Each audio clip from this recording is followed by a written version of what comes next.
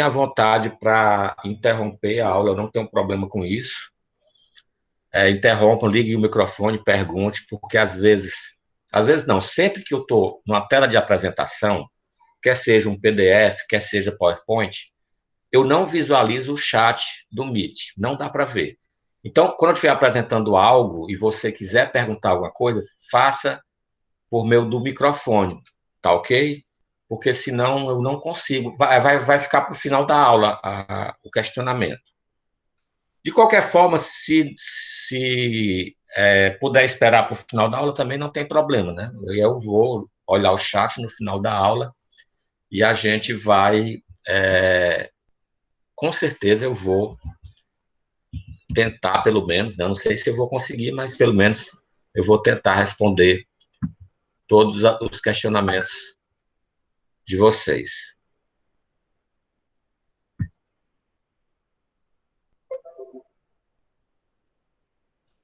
Só um minuto, como eu estava falando, né? Parece que eu fico gago, mas não é não, porque tem um aluno com problema de entrar, e eu vou mandar para ele aqui novamente o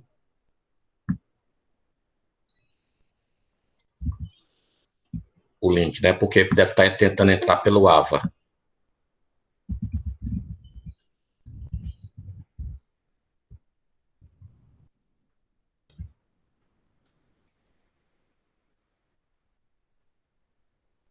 Então vamos lá.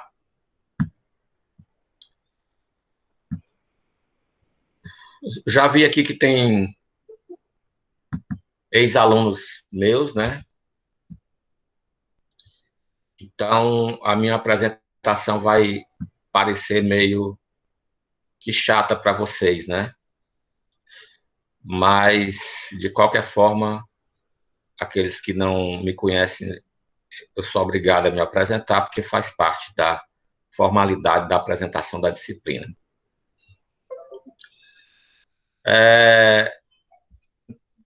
Meu nome é Jucá, né? Na verdade, eu devia ter me apresentado já antes, né? E eu sou professor da Universidade de Fortaleza desde 2010. Ensinando disciplinas de direito penal, processo penal, tanto a parte teórica, né, que envolve as disciplinas obrigatórias de direito penal, penal 1, 2, 3, processo penal 1 e 2, quanto as optativas, né, o processo penal 3, que é essa disciplina que, na verdade, tem esse nome equivocado de processo penal, porque não é processo, né? E o direito penal 4, que é a legislação extravagante, bem como as disciplinas práticas, que é o direito penal, a única disciplina prática de penal, que é o estágio 1, certo? Então, isso é o que me habilita a estar aqui com vocês nesse momento. Tenho duas formações, né? Eu sou, na verdade, formado pela primeira vez na área de informática, depois eu migrei para a área do direito, onde eu tenho duas especializações em direito, uma em docência e um MBA em tecnologia, né? Então, na área do meu mestrado, eu estudei os crimes de corrupção. Meu mestrado é em ciência jurídica e econômica, e especificamente eu fiz um estudo dos crimes de corrupção e correlatos, assim como os meios e instrumentos de combate à corrupção, um estudo de direito comparado entre a legislação e os institutos de Brasil e Portugal, né? Já visto que o meu mestrado foi feito na Universidade do Porto, certo? Então, isso me habilita a estar aqui com vocês nessa disciplina. Especificamente em relação à execução penal, hoje em dia eu tenho um projeto na área de execução, mas não especificamente na área do direito. É para o direito, mas na área de tecnologia. Eu tenho uma equipe de desenvolvimento que desenvolve algoritmos de inteligência artificial e está desenvolvendo algoritmos para análise de processo de execução penal. Então, eu consigo combinar as minhas duas áreas hoje muito bem, certo? Além dos grupos de estudo que eu faço parte como curador de pesquisadores nessa área, né? Do curso de Direito especificamente, na área de tecnologia. Fiquem à vontade se tiverem interesse para depois me procurar e para saber como é que participam, né, se tiverem interesse. Quanto ao nosso curso, eu já disse que nós vamos ver especificamente uma lei, né, que é a Lei 7.210 de 84, a Lei de Execução Penal, certo? Salvo engano, essa disciplina é dividida em 10 unidades, eu acho, deixa eu ver aqui. 10 unidades, certo? Que alcança toda a lei de execução penal. Então, nós vamos desde o primeiro artigo até o último. Não é uma disciplina onde normalmente se faz no direito penal material, que se vai, né, dando sequência aos artigos, mas nós vamos explorando temas e vamos alocando nos artigos em que coincidem, né, na LEP, certo? Então, nós vamos ter na primeira unidade os objetivos da aplicação e a aplicação da lei penal, né, que nós vamos ver quais são os objetivos, pressupostos, os princípios, né, e garantias que são, obviamente, decorrentes e da Constituição Federal e que alcançam a lei de execução penal da mesma forma que alcançam tanto o direito penal quanto o direito processual penal. Em seguida, vamos ver a assistência, né? Então, quais são as obrigações do Estado para aqueles que estão sob a sua tutela, né? A assistência material, educacional, social, certo? Nesse aspecto, veremos também o trabalho do preso. O trabalho a gente vê tanto como obrigação quanto como um dever do preso, né? Na unidade 3 é onde nós vamos discutir esses deveres e direitos, né, e a disciplina. Então, aqui nós vamos ver tanto as obrigações que os presos têm ao cumprir pena, quanto os direitos que eles têm, assim como as sanções que são aplicadas a eles quando cometem faltas durante a execução penal, quer sejam faltas graves, médias ou leves. Deixa eu só fazer uma pequena observação, pessoal. Eu disse que, basicamente, a gente vai estudar a LEP. Não foi isso mesmo? A Lei 7.210. Só que, por vezes, nós vamos dar olhada, certo? Nós vamos dar uma olhada na legislação estadual, ok? Por quê? Porque a LEP, ela, quando trata da disciplina, ela trata apenas do que é falta grave. Então, quando a gente for tratar da disciplina do preso, que for até mesmo de direitos e deveres, a gente vai abordar legislação estadual, mas não se preocupem que eu vou fornecer para vocês o material, certo? Mas nas avaliações eu só vou cobrar o que tiver na LEP, na Lei de Execução Penal, mas vocês vão ter que ter conhecimento que parte do que é direito, parte do que é dever e parte do que é disciplina, com suas sanções, vão estar em legislações estaduais. Então, os regulamentos que regem os estabelecimentos prisionais do estado do Ceará podem determinar algo que, por exemplo, o regulamento dos estabelecimentos prisionais do Rio Grande do Norte, ou do Piauí, ou do Rio de Janeiro, ou de São Paulo, não estabelece, e vice-versa, né? Então, quando se trata de execução penal, para quem vai trabalhar com esse tema, tem que ter o conhecimento desses regulamentos que regem os estabelecimentos prisionais. Que estou dizendo, a competência legislativa do direito de execução penal, do direito penitenciário, ele é concorrente, da União e dos estados. Em seguida, a gente vai passar para a execução das penas e os incidentes de execução, certo? Então, a execução das penas em espécie, né, o que é reclusão, o que é detenção, o que é prisão simples, quais as diferenças, o que isso interfere na previsão de uma reclusão ou de uma detenção, quando há, por exemplo, uma perícia que constata a inimputabilidade e vai se impor medida de segurança a alguém e não pena. Então, qual o reflexo que isso traz? Em seguida, a gente vê a progressão e a regressão de regime. Aí aqui, pessoal, vocês têm que estar antenados com a legislação em dia, certo? Porque no dia 23 de janeiro de 2020,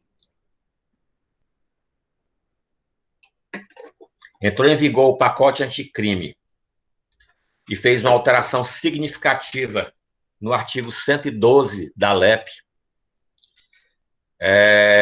que trata da progressão de regime. Então, o que até janeiro desse ano a gente tinha aquela regra geral, que o preso progride do regime fechado para o semiaberto e do semiaberto para o aberto, após cumprir o requisito objetivo de 1/6, isso está totalmente mudado e bem mais complicado. Porque hoje, a depender do crime praticado e se é reincidente ou não, se há violência, se é reincidente, se é primário, se não há violência, nós vamos ter percentuais que são de 16%, de 20%, de 25%, de 30%, de 40%, 50%, 60% e 70%. Então, nós tínhamos um requisito objetivo único e agora nós temos 8. Certo? Então, fiquem ligados, peguem a legislação pelo site do Planalto, porque provavelmente o Vadimeco que vocês usam, né, a não ser que vocês tenham comprado agora, vai estar desatualizado nesse aspecto e isso é extremamente relevante. Em seguida, a gente vai tratar da autorização de saída, né? Então, a gente vai ter as duas espécies de autorização de saída, a saída temporária e a permissão de saída, né? Isso nós vamos ver quais são os critérios de cada um, né? Quando é que se aplica cada um deles. E a remissão, né? Vamos ver como é que se dá a remissão, tanto pelo estudo quanto pelo trabalho. Quem tem direito pelo estudo, quem tem direito pelo trabalho, como é que é calculado, né, a remissão pelo estudo, como é que é calculada a remissão pelo trabalho, certo? Como é que é computado no cumprimento da pena. Na unidade 8, nós vamos ver as penas restritivas de direito. Né? Então, a gente dedica quase que a totalidade do curso para explorar as penas privativas de liberdade. Né? Então, das espécies de sanção penal que nós temos, que tem restrição de liberdade, a gente ocupa quase que 2/3 do nosso semestre falando de prisão e de medida de segurança. Porque a questão das restritivas de direito são bem mais simples de ser abordadas, né? Temos um capítulo dedicado exclusivamente à execução da medida de segurança, né? Então, como é que é aplicado, se tem prazo máximo, se tem prazo mínimo, quais são as teses adotadas pelos tribunais superiores, que são divergentes, né? Então, o STJ e o STF entendem de maneira totalmente diferente como é que se dá essa execução. Alertar também que isso é influenciado pela alteração que foi realizada pelo pacote anticrime também, mas não na LEP, no próprio Código Penal, no artigo 75. Então, até janeiro desse ano, o tempo máximo de cumprimento de pena era de 30 anos, e a partir do pacote anticrime, né, a partir do dia 23 de janeiro de 2020, né, desse ano, passa a ser 40 anos, e isso influi nas teses que são defendidas pelos tribunais superiores. Então, nós vamos discutir isso aqui. E a última unidade, pessoal, certo? É o aspecto prático da disciplina.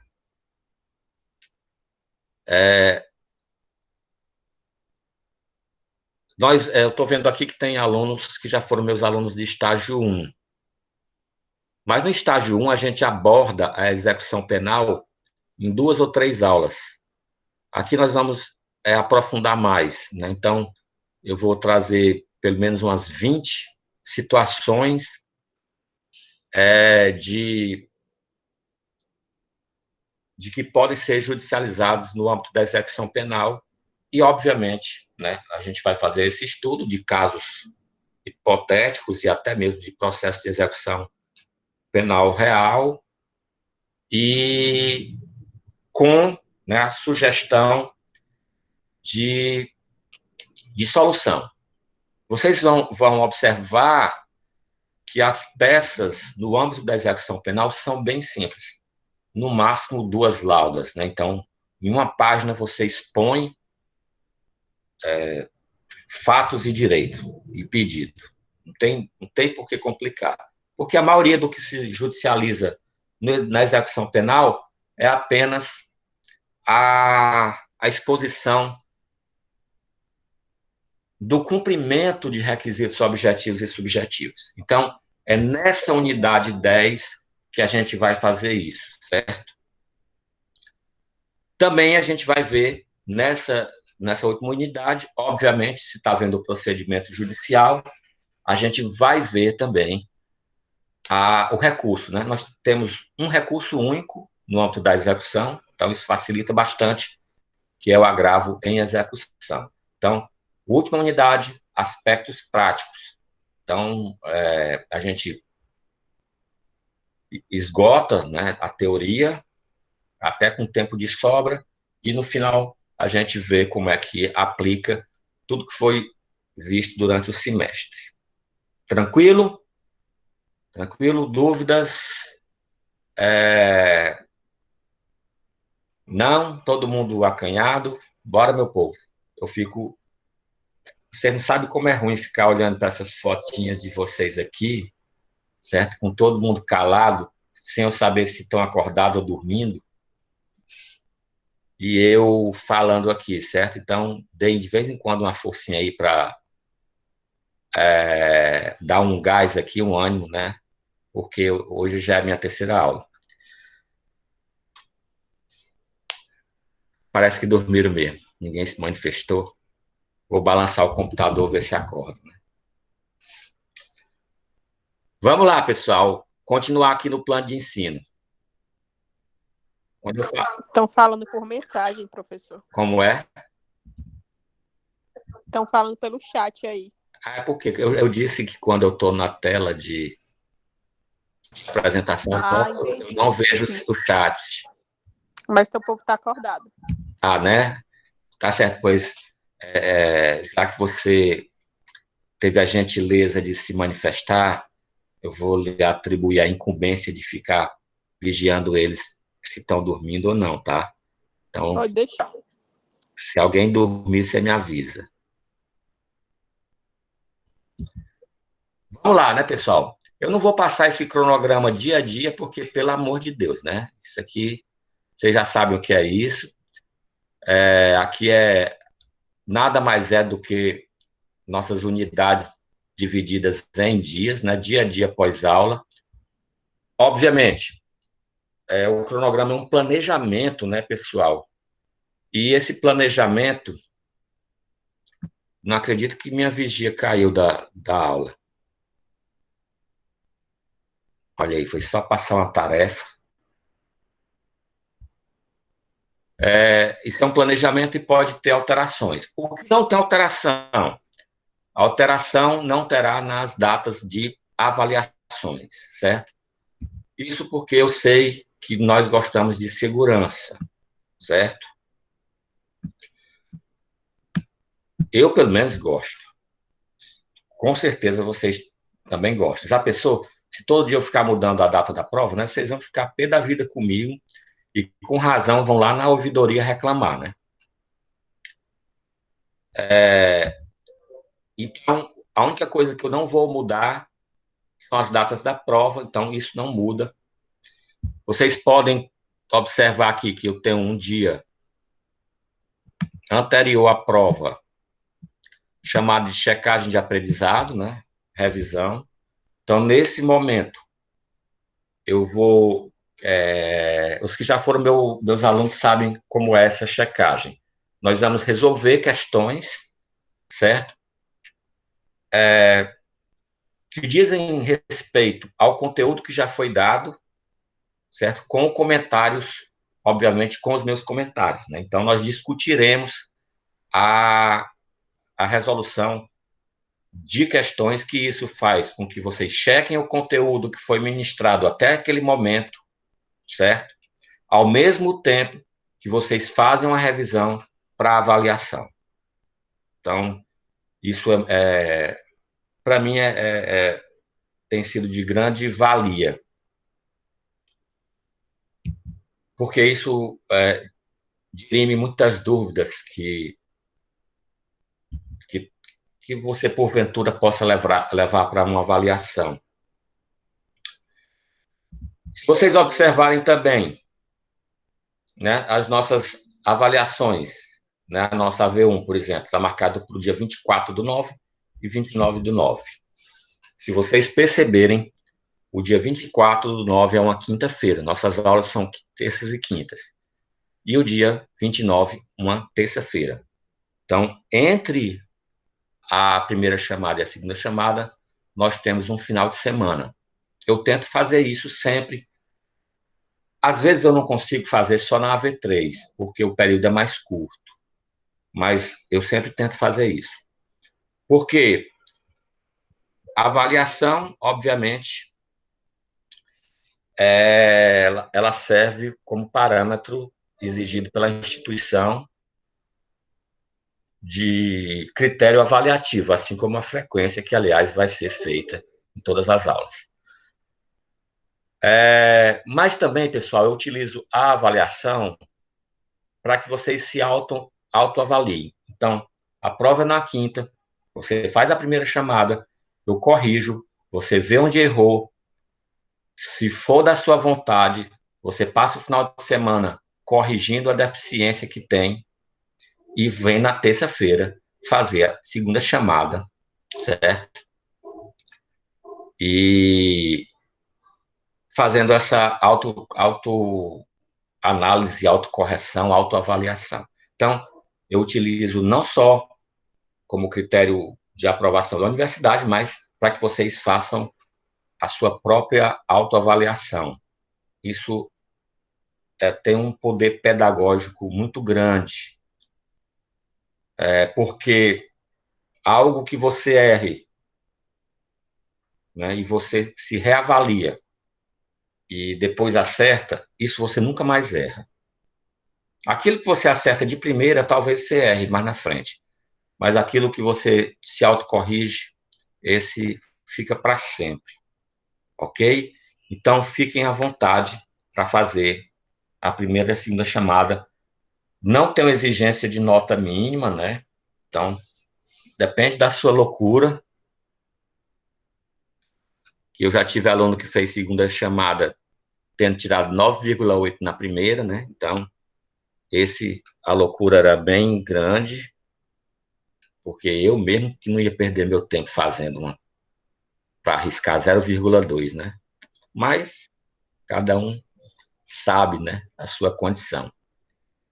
Tem Oi, aquele professor, pouco. boa noite. Boa noite, Desculpe Cassiane. incomodar. Não, Professor, tá incomodando. as avaliações vão ser presenciais? Não, não tem nenhuma atividade presencial, Ah, certo? certo. As atividades presenciais estão previstas naquelas disciplinas que foram previstas como inicialmente presenciais. Assim que sair, né, um protocolo de convivência, né, de atividades presenciais. No nosso caso, ela não está disponível presencial, essa turma. Aliás, eu acho que nem uma turma dessa. Salvo engano, só tem 2 turmas de processo penal 3. Uma turma minha e outra do Márcio Vitor. Certo? Então, elas serão no Unifor Online, nem no AVA serão. Certo? Certo. Então, Obrigada. eu não sei se você fez no semestre passado prova online, no Unifor Online. Não, não fiz. Semestre passado, professor, eu suspendi, né, o curso, aí eu estou retornando agora novamente. Certo, mas não se preocupe que você será orientada. Como é que funciona? Eu elaboro a prova no Unifor Online, faço um agendamento do horário da aula, e você tem o horário da aula para fazer a prova online, né? Consultada, certo? Não se preocupe com isso, não. Certo? Não se preocupem com o negócio de prova. Prova é detalhe, né? O máximo que pode acontecer, né, se você não se der bem nas provas, é fazer a disciplina de novo. O máximo. Não, mas não vai, isso não ocorre, não. Aqui a gente. Por que, Cassiane, que não ocorre? A gente tem tanto tempo aqui para martelar que às vezes vocês vão achar até que eu estou sendo repetitivo. Certo? Então a gente vê, revê, tal, exercita. Então não se preocupem que é super tranquila essa disciplina.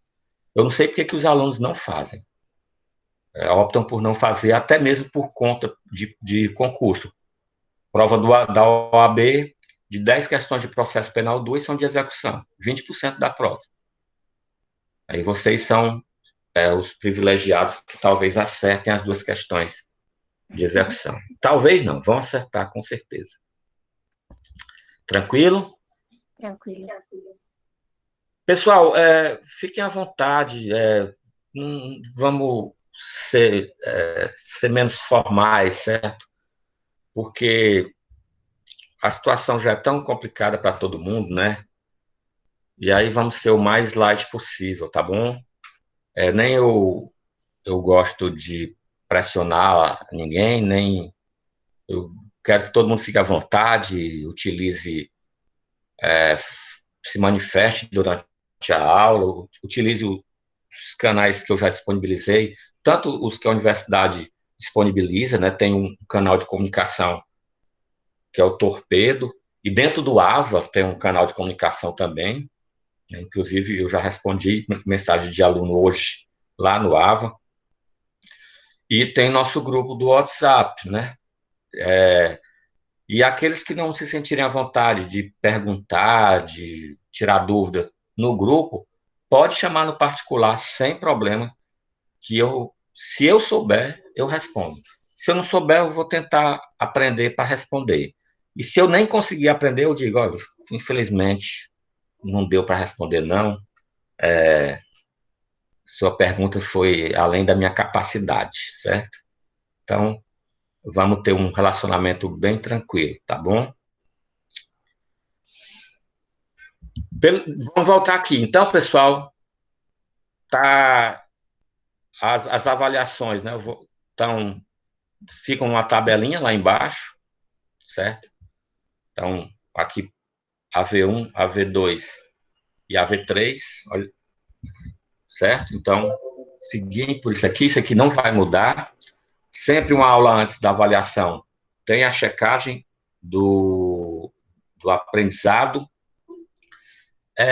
sempre uma aula após tem o feedback, certo, da avaliação, sempre após a segunda chamada, certo? Então, vocês não ficarão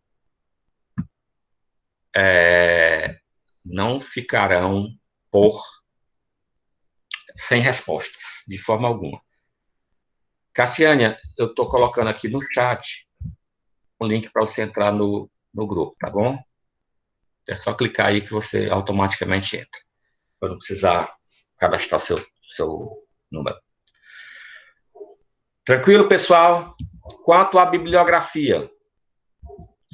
Pessoal, a bibliografia é complicada, certo? porque a bibliografia que é disposta aqui no plano de ensino são livros de processo penal. E só tem um livro de processo penal que eu gosto, que tem uma parte de execução mais aprofundada, que é o livro do NUT, certo? E nem é esse que está aqui, certo? Eu acho que é curso de processo penal e execução penal. Ok? Então, e tem um livro também que é exclusivo de execução penal, que é o do Renato Marcão, certo? Ele é voltado para concurso público, mas ele trata só da execução. Ele tem, na verdade, ele tem dois. Ele tem um livro bem robusto, né? E tem um que é como se fosse um resumo. Então, vocês fiquem à vontade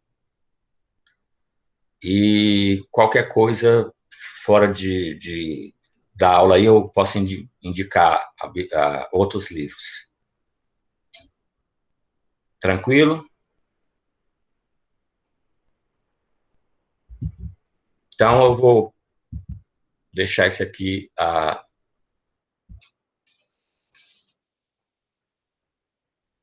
questão da bibliografia aqui para ficar a escolha de vocês. Vocês só me consultem, né, do livro que vocês escolherem depois, para eu dar uma analisada, né, porque os códigos de processo, pessoal, eles falam da execução, mas muito rasteiro, porque a execução penal não é processo penal. A execução penal é uma disciplina autônoma e existem pelo menos 3 provas da sua autonomia. Por isso que esses livros de processo penal trazem muito rasteiro o conteúdo. Nós vamos adotar outros, ok? Que se aprofundem mais.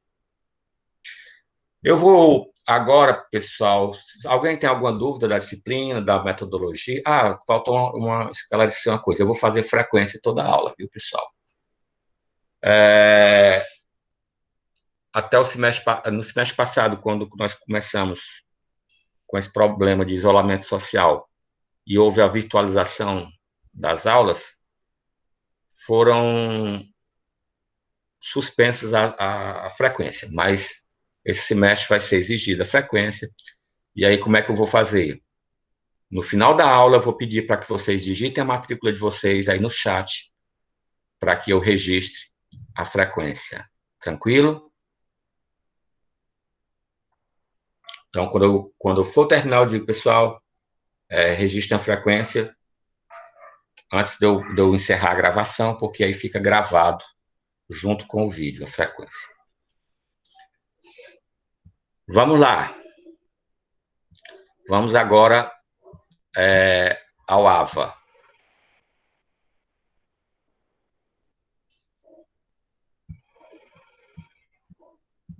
Só um instante que eu vou...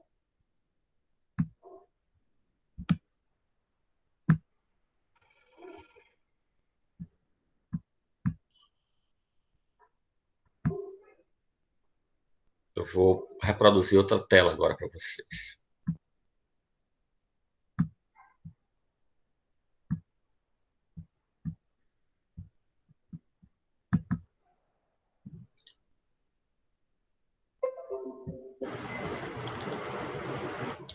A tela que vocês estão vendo é o meu Unifor Online, né?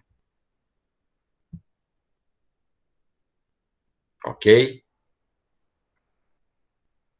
Então, você vai acessar o AVA, você vem em Educação Virtual, a segunda opção, AVA. Eu vou sair aqui só para mostrar a vocês como é que a tela começa. Pronto. Quando você clicar AVA, vai aparecer essa tela para você.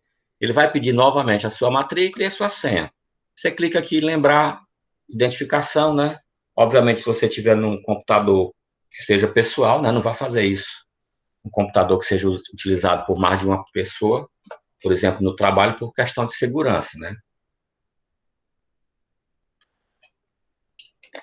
Ou em um laboratório da Unifor, ou em qualquer outro local, obviamente, né? Não façam isso. Aí, quando você acessa, é apresentado vários blocos, né? Um bloco para cada disciplina que você cursa. Obviamente, aqui para mim não aparece um bloco para as disciplinas que eu curso, aparece um bloco para as disciplinas que eu ministro, né? Certo? E o nosso bloquinho da nossa disciplina é esse aqui. Você vai clicar nele.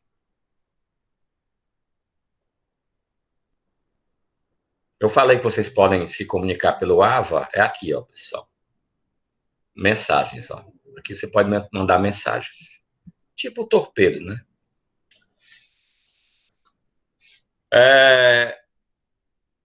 Quando você clica na disciplina, tem a apresentação da disciplina e tem um clique aqui, que vocês já me disseram que está errado, né? Alguém me disse aí, quem foi?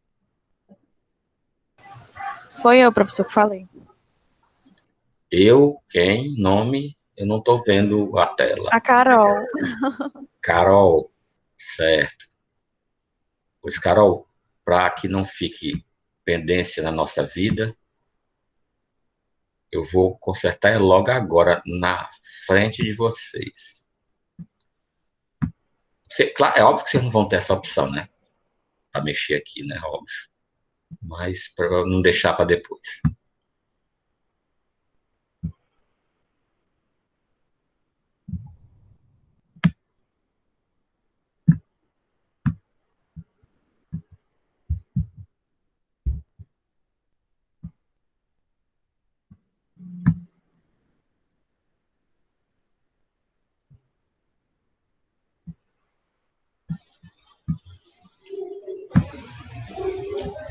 Carol, saia da sala e entre pelo AVA agora, clicando lá, ver se dá certo. Tá, vou tentar aqui.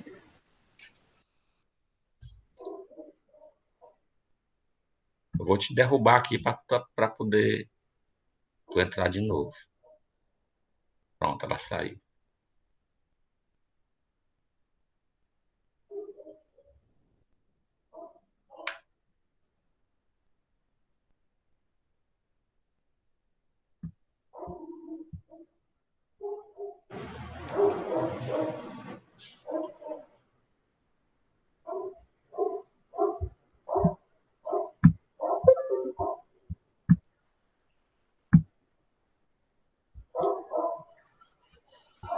Só esperar a Carol voltar, né? Porque eu pedi para ela sair, se eu continuar falando aí, eu já ia dizer que era sacanagem, mas não pode falar palavrão na sala de aula não, viu, pessoal? Eu não deixo falar palavrão. Fique claro isso. Você pode até falar, olha, a Carol voltou. Deu certo, Carol? Deu certo. Não, eu digo isso, sabe, porque alguns alunos já ouviram falar isso. Uma vez eu tive que responder uma ouvidoria, porque o aluno disse que eu deixava os outros alunos, os colegas, falar palavrão. Eu fui lá e disse, eu não deixo não, eles falam o que querem. Se eles são teimosos, eu posso fazer o quê, né?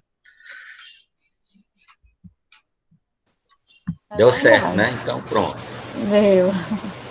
Então, pessoal, esse link aqui, pessoal, se você quiser entrar por aqui, você vai direto para a nossa sala de aula, né? Assim como a Carol fez, certo?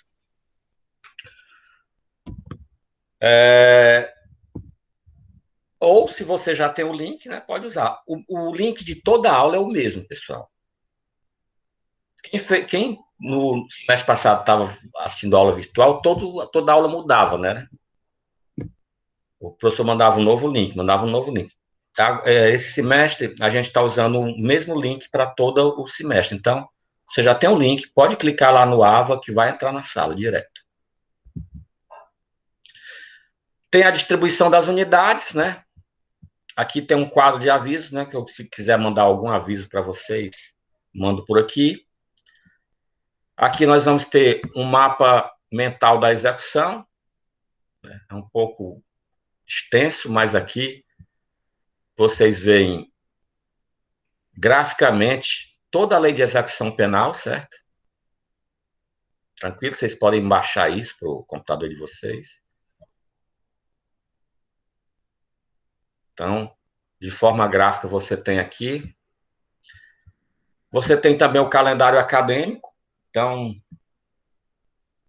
dentro daquele aspecto da previsibilidade, né, que eu falei para vocês, né? Todos nós gostamos de previsibilidade. Então, aqui está o calendário acadêmico à disposição para vocês olharem a cada momento, quando é período de prova, quando não é, quando é feriado, quando é que o professor tem que lançar a nota. Então, o professor está demorando muito lançar a nota, né? Tem já aluno que vem me dizer isso. Eu não tenho esse problema, que eu lanço no mesmo dia que eu recebo a prova.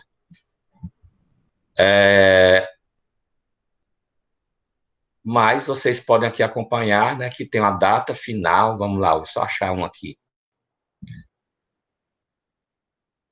Data final para registro da AV1, dia 2 de outubro. Então, você sabe que se o professor chegar no dia 3 de outubro, não tiver lançado a nota, você já pode cobrar ele.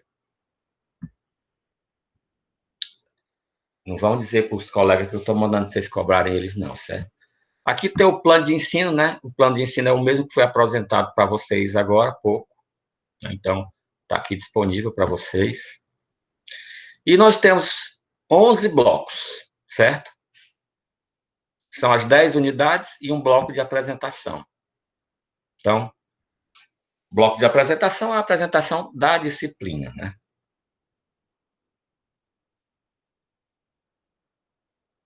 Então, eu já vi um erro aqui. Tá, 5 módulos são 10. E aí, cada unidade vai ter um bloquinho que tem a mesma estrutura. Material didático, material complementar, às vezes tem vídeos, às vezes tem outras atividades. Por exemplo, se eu for passar um quiz, né? Eu uso para quiz o Socrative. Então, vai ter aqui, quiz. Aí vai ter um link para o Socrative Student. Então, no dia, vai estar disponível.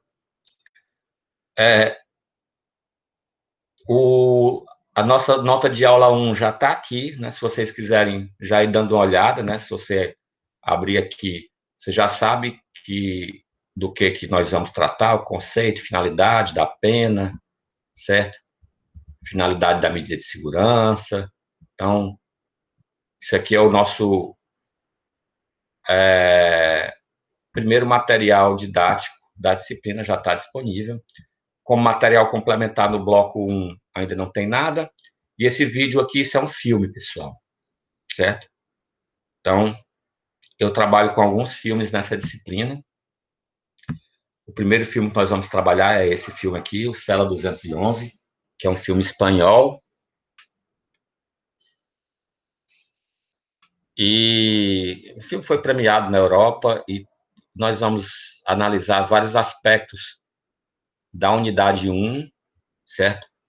Observando, né, fazendo a análise fílmica. Ok? Então, logo na unidade 1, a gente vai ter um filme para assistir. Na unidade 2, a gente ainda não tem o meu material didático, ainda não coloquei, né? Porque eu vou colocando à medida que o semestre vai caminhando, para evitar, e mesmo assim eu não evito, mas pelo menos para minimizar questões de material desatualizado, né? Então, eu já sei que meu material, eu fiz uma revisão completa e eu já vi que ainda tem pontos desatualizados.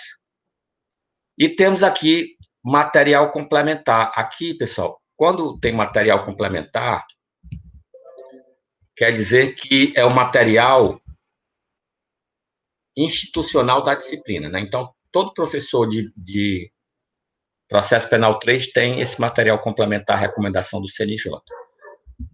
Todos que eu digo, né, só são 2, então nós nos reunimos e escolhemos o que seria mais adequado como material complementar para essa disciplina. Então, se vocês abrirem aqui essa recomendação do CNJ, vocês vão ver a questão da recomendação em relação à assistência material, que é um dos pontos que a gente trata na unidade 2. Mesma coisa na unidade 3, né? Tem a parte de material didático, temos o material complementar, né? No material didático, como eu disse, eu vou botando no desenvolver da disciplina, e o material complementar, como é um material institucional, vai estar presente em todas as turmas de processo penal 3, ele já está disponível de todas as unidades. Então, vai ter aqui também, aqui é um julgado, né, sobre a responsabilidade civil do Estado em relação à morte de detento, certo? E aqui é uma entrevista com a socióloga. Vocês clicarem aqui, vocês vão ser conduzidos lá para o Globo News e vai ter uma entrevista com a socióloga sobre o sistema penitenciário brasileiro. Então, nós vamos também explorar esses aspectos, né? Entrevista. Eu não estou ganhando nada da Casas Bahia, certo, pessoal? Isso aí é que está lá no site do G1, né? Não faço merchan durante a aula, né? Obviamente. Ainda, né? Ainda não estou tão famoso desse jeito. Na questão da unidade 4, nós vamos ter como material complementar também um filme, outro filme, O Cárcere e a Rua, certo? Então, quando nós estivermos vendo a questão do cumprimento de pena, né? Regime aberto, semiaberto, fechado, nós vamos assistir esse filme e discutir em cima desse filme. Esse mesmo filme vai ser utilizado ainda na unidade 5 da progressão de regime, porque esse filme é um documentário, certo? Que acompanha a vida de 3 detentas, né? Inclusive a vida delas após a progressão de regime, né? Então, aqui a gente vai ter a oportunidade de ver também estabelecimentos que nós não temos aqui no estado do Ceará, porque esse documentário ele é feito em Porto Alegre e no Rio Grande do Sul tem todos os estabelecimentos, né? Tem, por exemplo, a Casa de Albergado, que aqui nós não temos. Aqui no estado do Ceará nós não temos nem estabelecimento para cumprimento de pena em regime semiaberto, nem estabelecimento para cumprimento de pena em regime aberto. Então, nós vamos ver a realidade nesse documentário de outro estado que tem, né, essa questão dos estabelecimentos. Na unidade 6, nós vamos ter a questão das autorizações de saída, né? E aí nós vamos trabalhar com material complementar.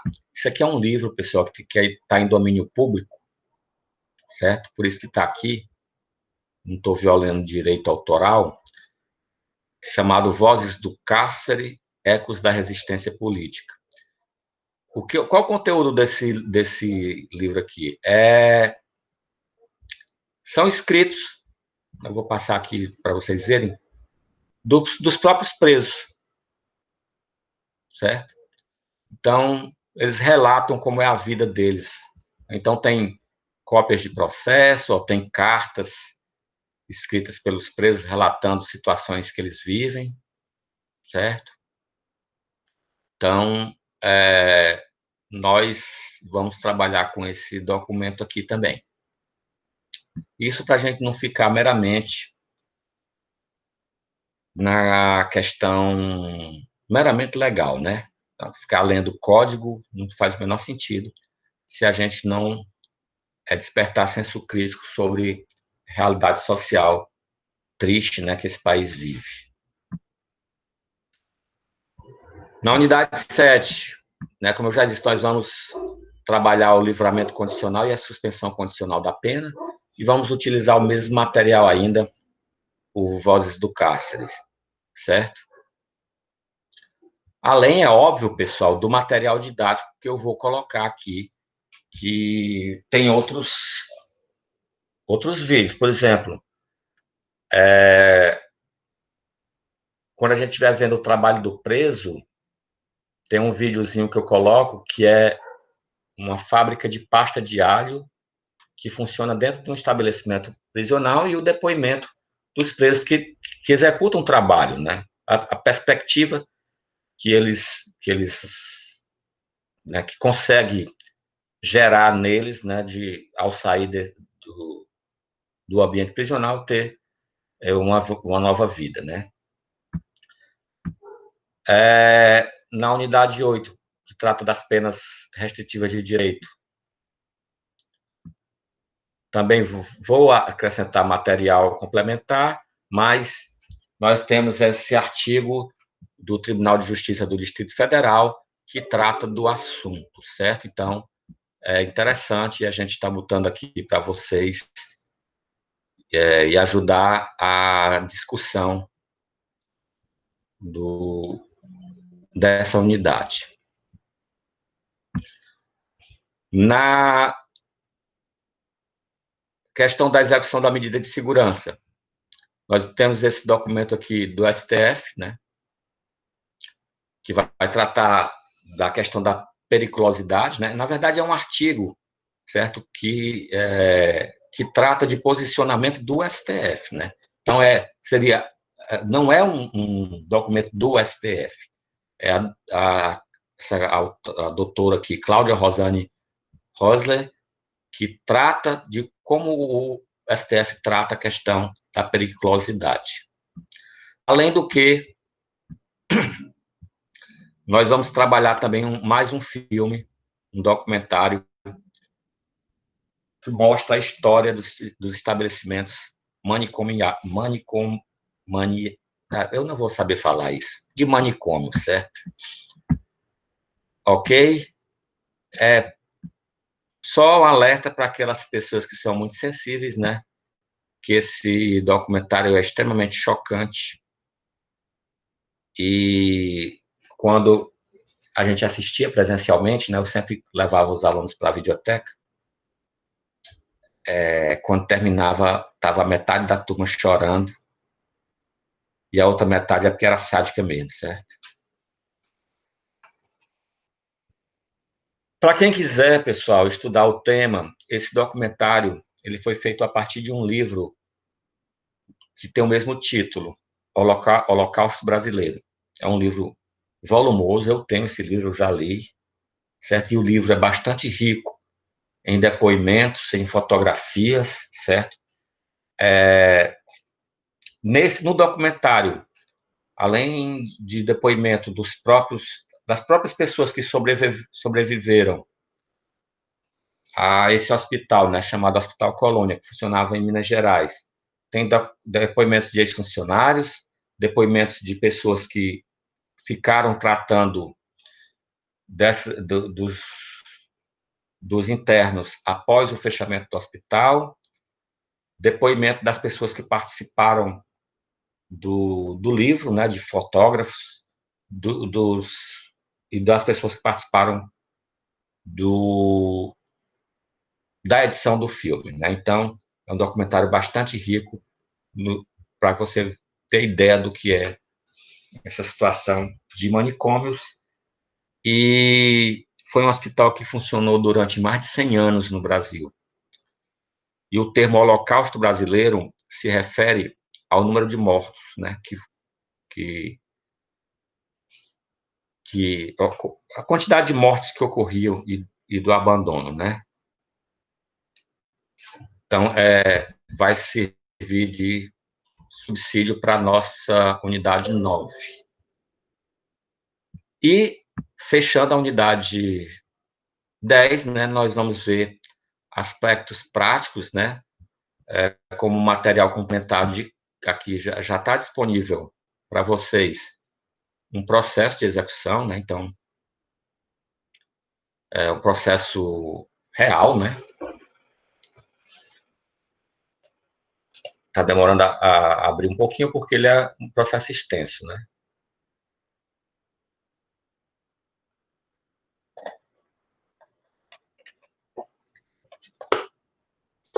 Então, nós vamos trabalhar esse processo, né, com tudo que a gente já viu.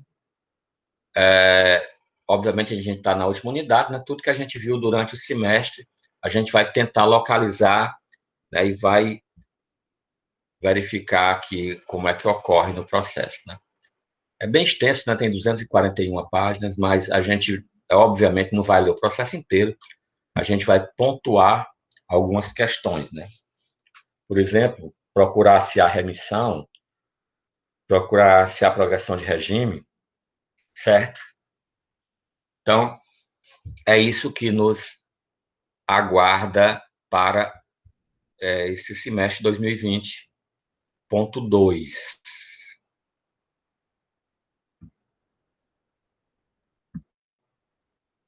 Tranquilo, pessoal?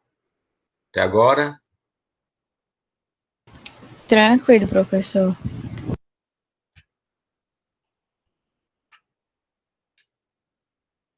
Vamos lá, então, né? Vamos começar. A gente vai começar aqui, a gente ainda tem meia hora de aula, 20 minutos, né? Porque os últimos 10 eu deixo aí para vocês ficarem livres. E vamos começar a conversar sobre a execução penal. Deixa eu só abrir aqui o material. O material já está com vocês aí no AVA, certo? O que eu vou apresentar agora é o que já está no AVA.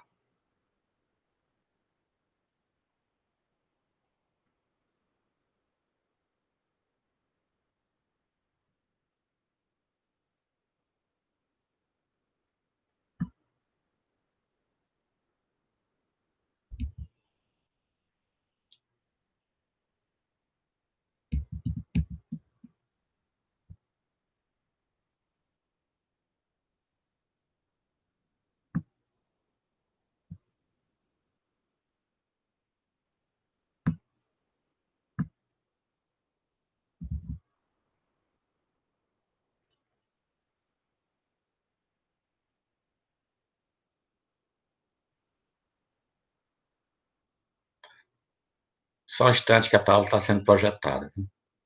Pronto, eu acho que vocês já estão vendo, já? Já, Espero professor, já que está sim. aparecendo. Tá ok. Então, vamos lá. Então, pessoal, nada mais simples e básico do que a gente delimitar um tema de estudo por um conceito, né? Tudo que você vai estudar, você tem que fazer a delimitação. Senão, você fica andando em círculos.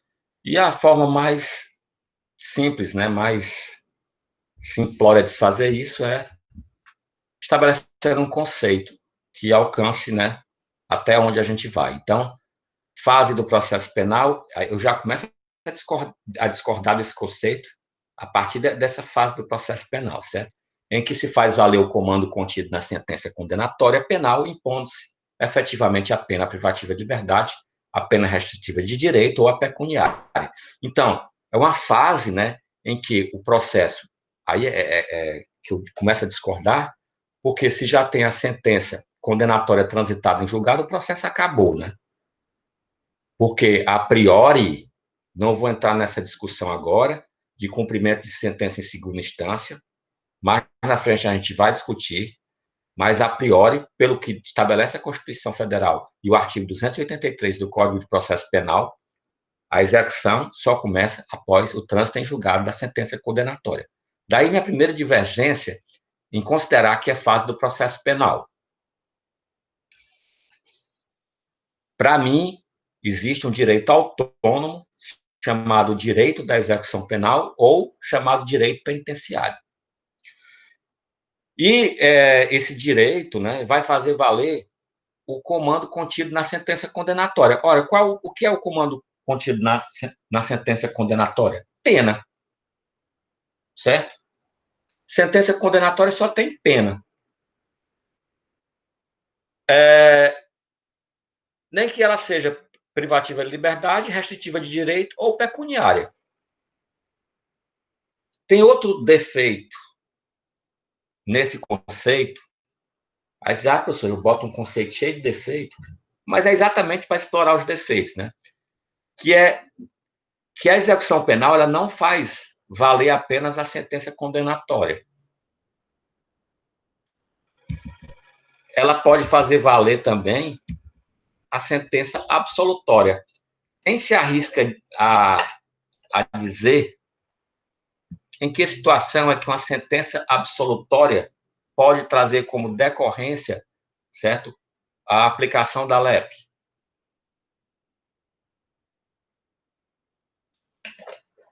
Vamos lá, meu povo. É hora de vocês participarem agora. Se vocês não responderem, eu também não vou responder, não. Só para fazer o mal.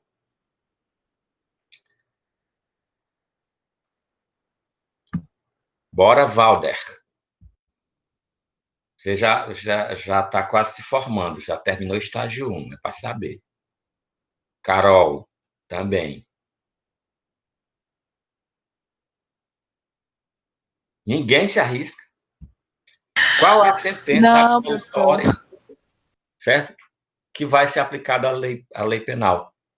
Pessoal, quando o réu é inimputável, ele não é condenado. Ele é absolvido. Só que o juiz absolve, aí é a chamada absolvição imprópria, e determina o cumprimento de uma medida de segurança. Então, o outro defeito que tem nesse conceito, e aí vocês marquem aí, é que não é apenas sentença condenatória.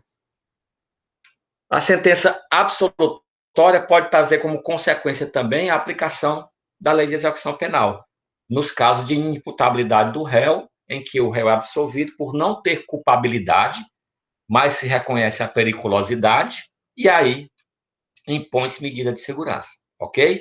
Então, corrijam os dois defeitos desse conceito, que ele fica perfeito. E aí, qual seria a finalidade da pena? Tem vários, né, pessoal? Várias finalidades. Depende do momento.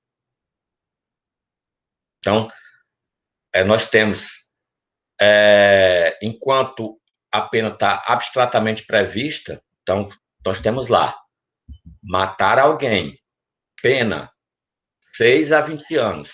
Ninguém matou ninguém ainda. Ela está prevista, ela tem uma finalidade. Qual é a finalidade? Prevenção geral, para que as pessoas vejam que quem desobedecer à norma e matar alguém vai sofrer a sanção penal que está prevista no preceito secundário da norma, que é pena, reclusão de 6 a 20 anos. Quando ela é concretizada, ou seja, a norma estava prevista e alguém foi lá e tirou a vida de outra pessoa. Aí surge uma outra finalidade, que é a prevenção especial, né? Enquanto a prevenção geral visa toda a sociedade, a prevenção especial visa apenas aquela pessoa que delinquiu, certo? Então, é que é para a pessoa que delinquiu, a pessoa que pratica o crime, saiba que ele não deve mais praticar aquela conduta. Então, são dois momentos distintos, um quando está em só previsão legislativa e o outro quando há a concretização da pena. Mas aí, pessoal, além da questão da prevenção geral e especial, o próprio Código Penal, no artigo 59, né, que é o artigo que estabelece aquela primeira fase da dosimetria da pena, né, ele traz também uma finalidade de retribuição, certo? Então, a finalidade da pena, enquanto abstrata, ela é prevenção geral, enquanto concretizada, prevenção especial, mas ela é retributiva na hora também da concretização. Então, na primeira fase da dosimetria da pena, o juiz vai aplicar essa finalidade retributiva. O artigo 59 do Código Penal, aqui, pessoal, não é LEP, né? Aqui a gente ainda está no Código Penal, diz que o juiz, atendendo à culpabilidade, aos antecedentes, à conduta social, personalidade do agente, motivos, circunstâncias e consequências do crime, bem como o comportamento da vítima, estabelecerá, conforme seja necessário e suficiente para reprovação e prevenção do crime. Então, esse reprovação, certo? É que é a finalidade retributiva da pena. Então, reprovação e prevenção. Isso é o que prevê o artigo 59 do Código Penal. Quanto à medida de segurança, ora, eu fiz a correção no nosso conceito, porque o nosso conceito inicial tinha lá a questão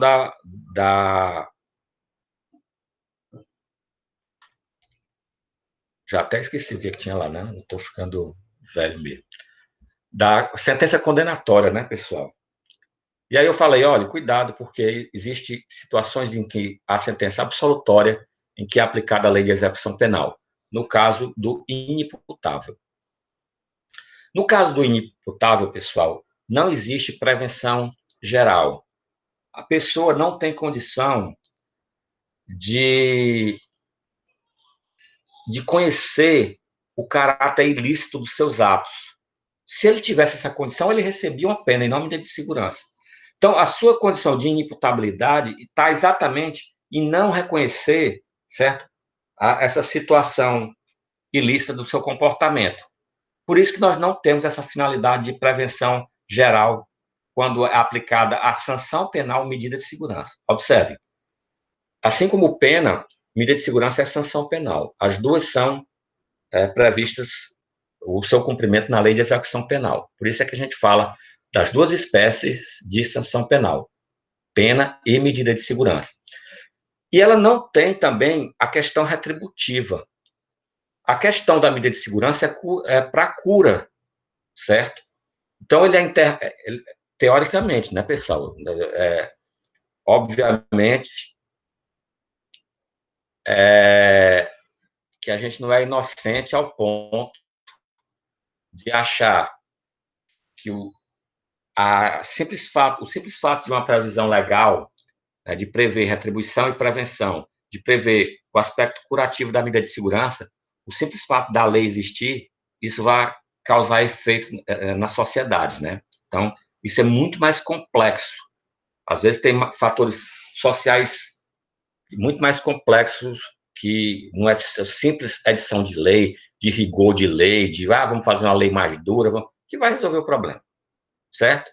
Então, nós estamos tratando da parte legal.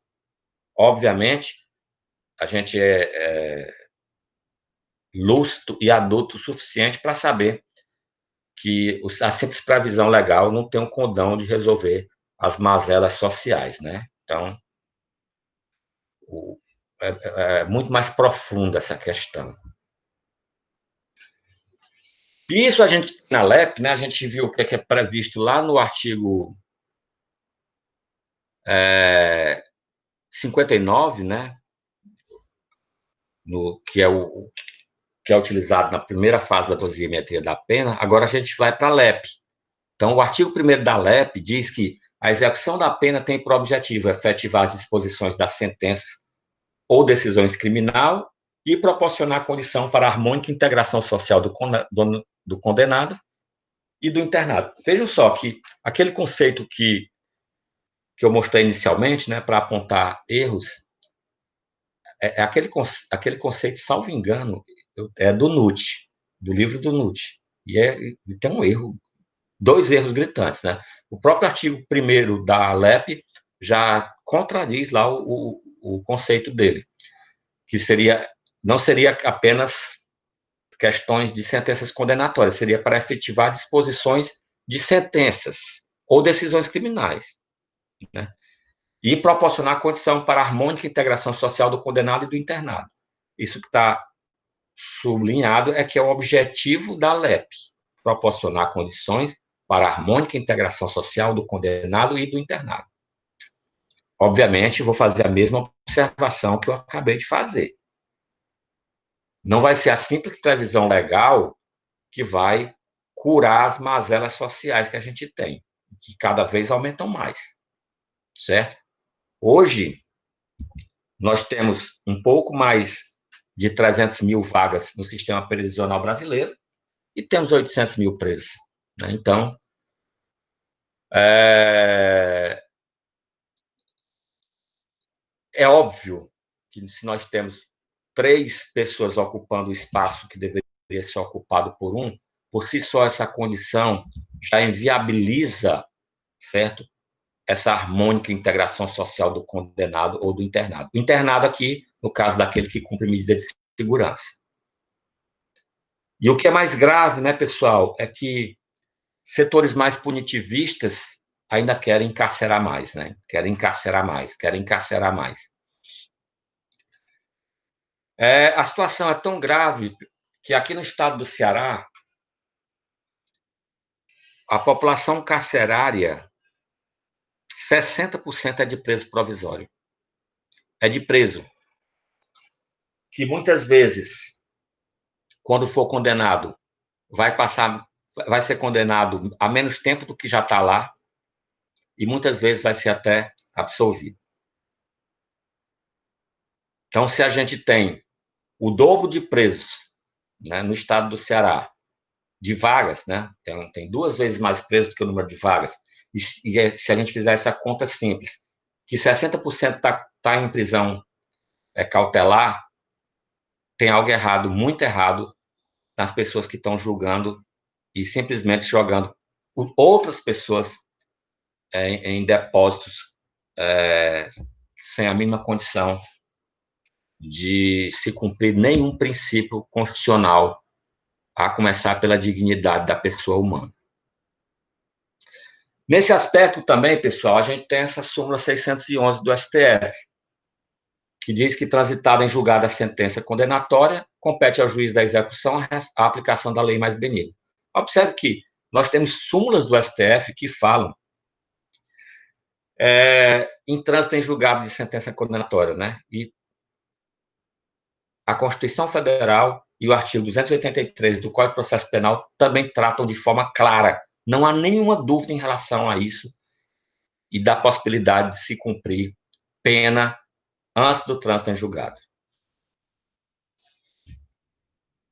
E aí a própria súmula traz também a questão da prevenção especial, retribuição, ressocialização do condenado, além de trazer a natureza jurídica da atividade da execução penal. Então, a execução penal tem natureza jurídica predominantemente jurisdicional. Por que predominantemente, pessoal? Porque existem situações em que quem decide não é o juiz. Existem situações que quem decide é o diretor do estabelecimento prisional. Então, a decisão é administrativa. Então, por isso que se fala que é predominantemente jurisdicional. Acontece que a decisão administrativa, ela sempre caberá recurso para o juiz corregedor do estabelecimento prisional, certo? Então, no final das contas, quem vai decidir, no caso de negativa de um direito que caberia conceder a um preso, vai ser decisão jurisdicional. Um exemplo, o preso, quando morre um irmão, marido, esposo, filho, tem o direito de sair para o velório.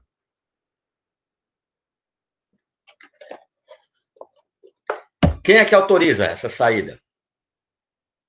O diretor do estabelecimento prisional. Agora, se o juiz nega, essa negativa recorre-se para o juiz da execução. Exatamente, Brena, é o diretor do estabelecimento.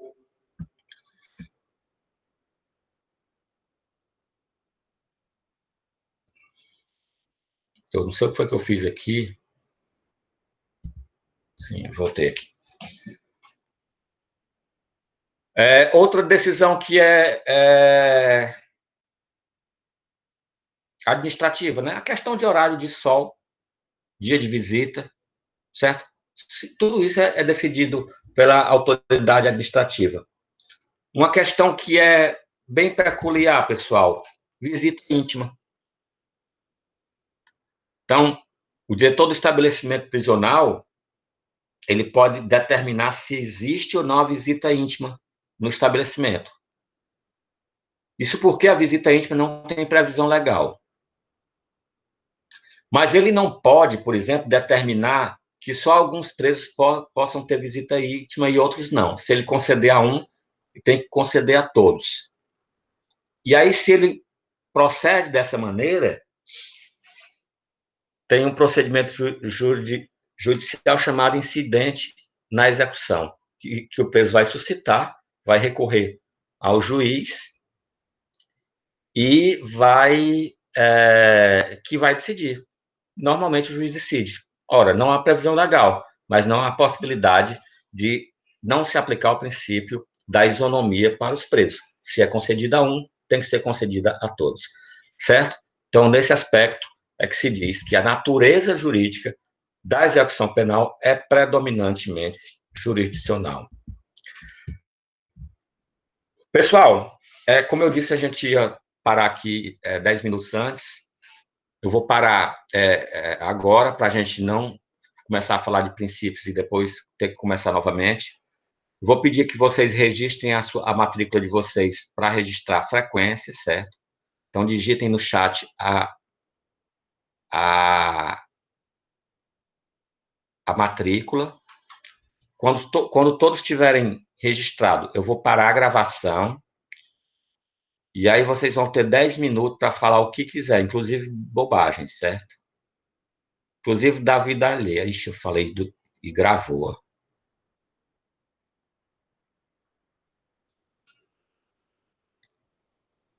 Todos digitaram já?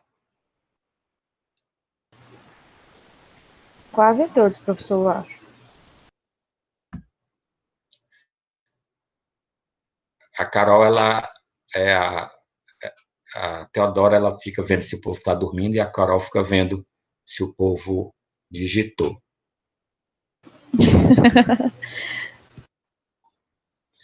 Mas parece que minha vigia do povo dormindo dormiu. Dormir não, professor, que é isso? Dormiu, não.